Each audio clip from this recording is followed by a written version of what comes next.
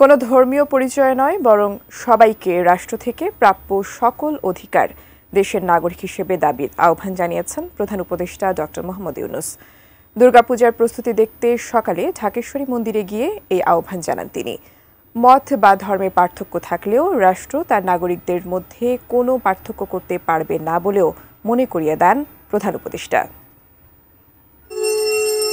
পূজার সময়টিতে নিউ ইয়র্কে জাতিসংঘের অধিবেশনে থাকবেন প্রধান উপদেষ্টা ডক্টর মোহাম্মদ ইউনূস। তাই আগেই সবার সঙ্গে দেখা করতে চেয়েছেন, দুর্গাপূজার প্রস্তুতির খবর নিতে চেয়েছেন। এজন্যই ঢাকেশ্বরী জাতীয় মন্দির পরিদর্শন। মন্দিরে পূজার আয়োজনে সংশ্লিষ্টদের সঙ্গে মতবিনিময়ে প্রধান উপদেষ্টা সবাইকে মত ও ধর্মের ভেদের ঊর্ধ্বে থেকে ঐক্যবদ্ধ থাকার আহ্বান জানান।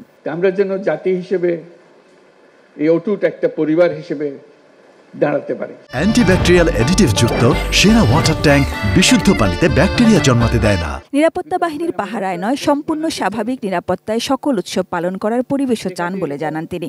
নিরাপত্তা বাহিনীর বেষ্টিত হয়ে ধর্ম পালন করা একটা হাস্যকর জিনিস হয়। এরকম দেশ বানানোর জন্যই এত রক্তপাত, এত কিছু হলো।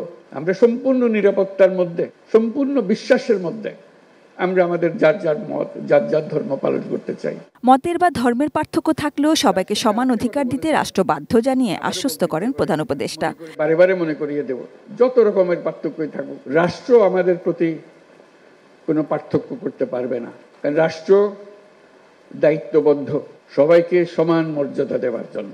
সে যে ধর্মেই বিশ্বাস করুক, অসীম ধনের অধিকারী হোক অথবা নিঃস্ব হোক, কোনো সরকারের অধিকার নাই তাকে কোন জায়গা থেকে বঞ্চিত করার, ক্ষুদ্র পরিমাণেও বঞ্চিত করা। সোচ্চার হতে হবে সবসময়। তাই নাগরিক পরিচয়ে নিজ অধিকার বুঝে নেওয়ার আহ্বান জানান সবার প্রতি। আবারও আহ্বান জানাচ্ছি, আপনাদের যত কথাই বলুন তার মধ্যে বারে বারে বলুন যে আমি এই দেশের নাগরিক। আমার জন্য সংবিধানে দেওয়া সমস্ত নাগরিক অধিকার নিশ্চিত করতে হবে। এইসব অধিকার থেকে এখন আমি বঞ্চিত, এগুলো আমাকে দিতে হবে। তখন আপনি সঙ্গী সাথী সবাইকে পাবেন। ওইটাতে যদি না দাঁড়ান, বাকিগুলোতে বড় সুবিধা হয় না। নানা কথার মার পেছে এদিক ওদিক করে ফেলে।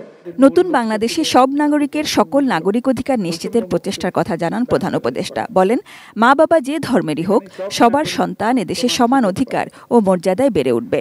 আমাদের ছেলে মেয়েরা সে যে ঘরে জন্মগ্রহণ করুক না কেন, কারো ভয়ে পালিয়ে থাকার জন্য জন্মগ্রহণ করে নাই। আমরা এমন রাষ্ট্র গঠন করতে চাই, পৃথিবী আমাদেরকে অনুসরণ করবে। সবাই যার যার শক্তি নিয়ে ঐক্যবদ্ধ হলে আমরা সব অশুভ শক্তিকে পরাজিত করতে পারবো। এবার দেশব্যাপী আরো 1000 পূজা মণ্ডপ বেড়েছে এবং সরকারি ছুটি গতবারের মতো 2 দিনই থাকছে। Sajid Sweety, ATN news, Dhaka.